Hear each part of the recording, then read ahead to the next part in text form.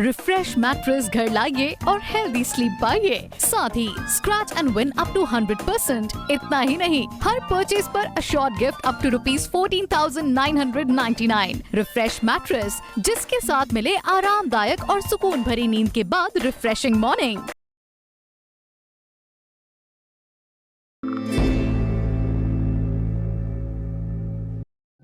देखिए, कृषि कानून हरियाणा, ये देश की सुप्रीम कोर्ट ने 1.5 साल के लिए उनके ऊपर रोक लगाई हुई है और सुप्रीम कोर्ट बार बार किसान संगठनों से कह चुकी है, जब हमने रोक ही लगा दी, वो एग्जिस्ट ही नहीं कर रहे, वो लागू नहीं हो रहे कानून, तो आप विरोध किस लिए कर रहे हैं? और प्रधानमंत्री नरेंद्र मोदी जी ने भी कहा है कि आप ये तो बताओ इनमें कालापन क्या है। अब ये कह देते हैं काले कानून। अब ये जब ये पूछते हैं इसमें काला क्या है तो वो बता नहीं पाते, क्यों? काला कुछ हो तो बताएंगे ना। आज आप अंदाज़ा लगाओ, आज जीरी किस भाव बिक रही है, क्यों बिक रही है? निर्यात खोल दिया सरकार ने और आज जीरी के 1.5 दुगने भाव हो रहे हैं। आज कपास के 1.5 दुगने भाव क्यों हैं? सरकार ने निर्यात खोल दिया, किसान को पूरे भाव मिल रहे हैं। आज सरसों के भाव 11,000 तक क्यों पहुंच गए? क्योंकि सरकार ने विदेशी तेलों का आयात बंद कर दिया और अपने देश की सरसों के भाव बढ़ गए। किसान तो हर लिहाज से आज खुशहाल हैं और ये सरकार हर लिहाज से किसानों की भलाई के लिए काम कर रही है कि किसान के उत्पाद के दुगने तिगने मूल्य आज मिल रहे हैं इस देश के अंदर। इससे ज़्यादा कभी मूल्य किसान को मिले नहीं अपने उत्पाद के, अपने फसलों के, तो कोई सवाल ही नहीं है। लेकिन एक भाजपा विरोध, मोदी विरोध, जिसका कोई औचित्य नहीं है, जिसका कोई आधार नहीं है, अब उसका तो इनको यही कहता हूँ कि भगवान इनको सद्बुद्धि दे, इनको अक्ल आए। पेट्रोलियम पदार्थों के दाम अंतर्राष्ट्रीय आधार के ऊपर बढ़ते हैं क्योंकि भारत में कोई क्रूड ऑयल पैदा नहीं होता, सारा का सारा आयात होता है और जो वहाँ जो तेल के क्रूड ऑयल के भाव बढ़ जाते हैं उसी हिसाब से यहाँ कंपनियाँ बढ़ा देती हैं। लेकिन सरकार क्या कर सकती है? सरकार अपना टैक्स कम कर सकती है।